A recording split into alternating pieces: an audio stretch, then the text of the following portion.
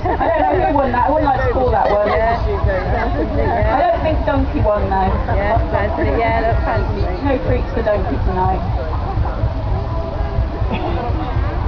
So they're all our puppies, and you'll see them a bit later in our demonstration. And what we're going to do now is show you the basics of the early training. So when the puppies come into us at about 12 to 14 months old, we start this early training with them. And Ali's coming into the ring now with Pepsi. Oh yeah, yeah. And as you can see, the first thing we teach them is obedience.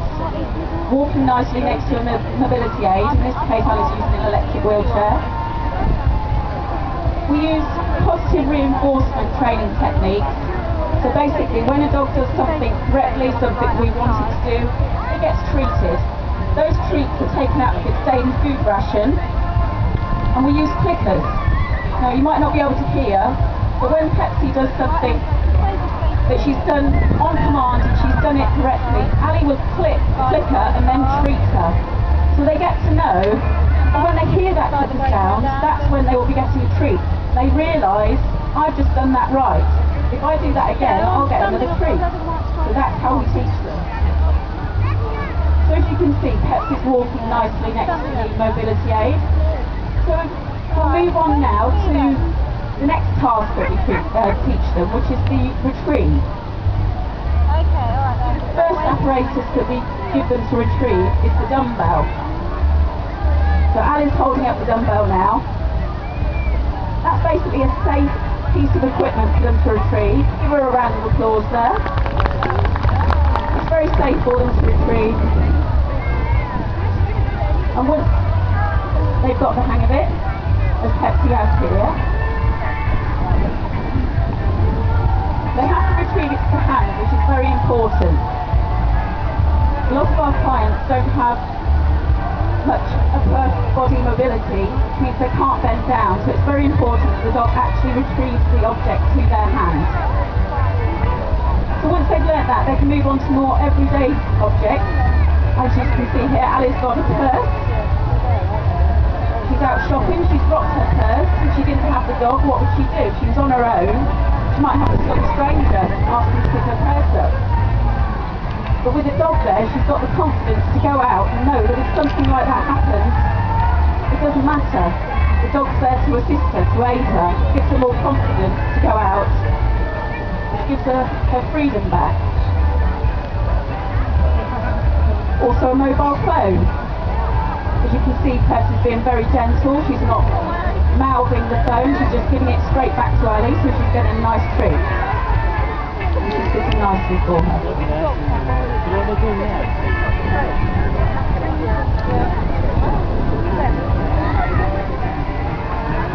Okay, so the next task that we teach them is to push. Now for this we use a very sophisticated piece of equipment that Ali's holding up here, as you can see. It's very technical. It's a wooden circle with a black cross on it. And basically we teach the dog to push that target board. Ali's going to take the target board down. Round of applause everybody. Pepsi pushed it first time, gets a treat. You can probably hear the click and then the treat. So again, place. Gives the command push and Pepsi pushes the target board with her paw. And you notice she's doing the task when Ali gives her the command, which is what we want. When she's mastered that on the floor, we then move the target board higher up. In this case, Ali's going to put it on the push plate, foot plate of the mobility aid. So the dogs can actually push down the foot plate for the client. Again, something that the client might not be able to do themselves. We also then will move that target board up onto a wall, and they get to jump up on the wall and push it.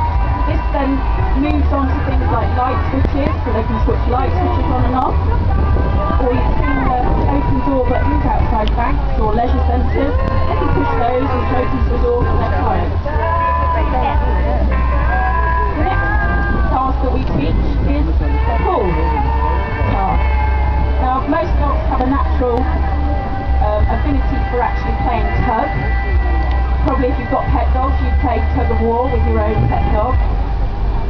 we're attempting to do here with our dog, oh, Pepsi smelled something now. She smelled some food. She's off. She's got it. We're all right.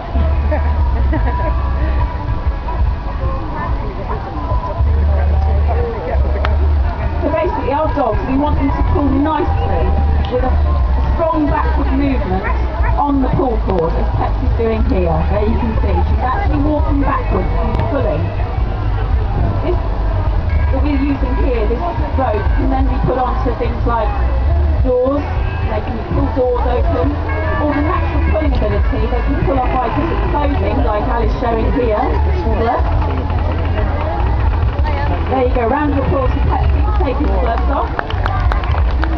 Or fleeces, jumpers, things like that. They can all help the client to actually take clothes off. It's very nice.